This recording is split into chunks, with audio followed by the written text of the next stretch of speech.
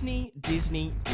I don't want to alarm anyone, but the Monopoly guy doesn't wear a monocle or have a mustache. In fact, he doesn't actually wear a monocle. Does the Monopoly guy not wear a monocle? Mandela effect. Sorry, what are we talking about? Right, this isn't the Monopoly guy. This is the Monopoly guy. And with the spirit of Disney consuming us all and becoming our leaders in the Illuminati, this is the eras of Disney animation, and in under 5 minutes. Make sure to check out my video I did last week, Disney's theme parks in under 5 minutes. There are 8 eras in Disney's animation history. We're going to be taking a nostalgic trip down memory lane and looking at what shaped these eras. I feel like I'm going to be saying eras a lot.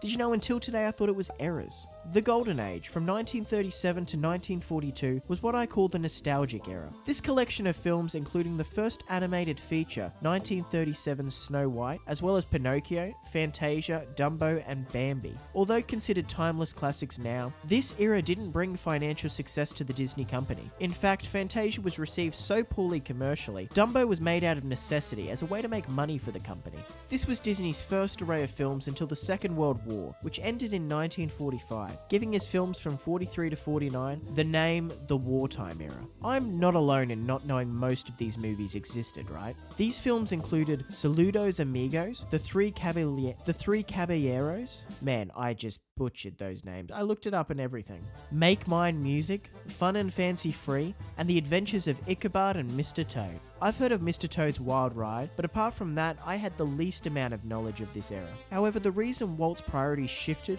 was because of the money he was receiving from the government for propaganda during the war. That didn't last, however, as 1950 to 1967 brought in the Silver Age, more commonly known as my favourite era, which brought forward a new wave of great movies, as well as being the last era that Disney was involved in. These include Cinderella, Alice in Wonderland, Peter Pan, Lady and the Tramp, Sleeping Beauty, 101 Dalmatians, Sword in the Stone, and The Jungle Book. With Walt gone, this brought in an era of uncertainty. From 1970 to 1988, the Bronze Age, also known as the Dark Age, saw the films Aristocats, Robin Hood, Winnie the Pooh, The Rescuers, The Fox and the Hound, The Black Cauldron, The Great Mouse Detective, and Oliver in Company. Now, I like the Aristocats.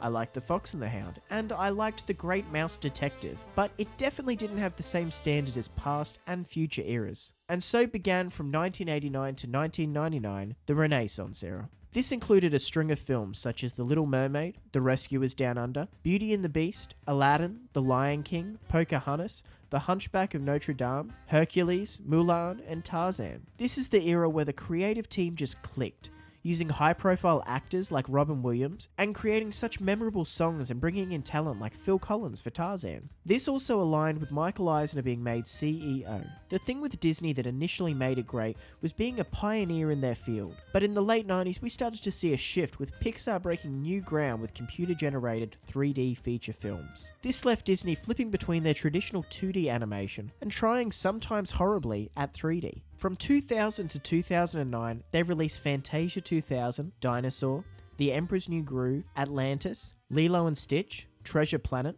Brother Bear, Home on the Range, Chicken Little, Meet the Robinsons, and Bolt. I grew up on this era.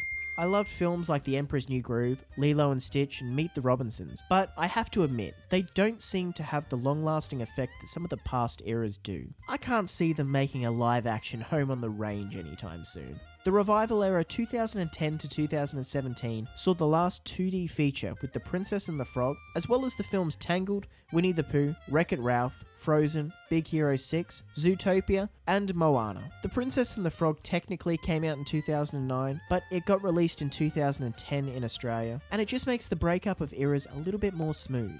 I mostly checked out of this era. It feels different. This period brought in a resurgence of the modern Disney princess, and focusing again on story. And although Bob Iger had been CEO for a little bit, you need to understand, movies are like a big ship. It takes time to re-anchor, with productions already in the works. Now, lastly, the current period, 2018 to present. So far, the sequel era, with Ralph Breaks the Internet and Frozen 2 both being commercial and critical successes. So, whilst we're all locked inside, maybe it's time to revisit some of your favourites. And let me know, if you had to pick a favourite from each of these eras, what would they be? Let me know in the comments below. Make sure to subscribe if you like this kind of content, leave a like, and wherever you are in the world, wash your hands.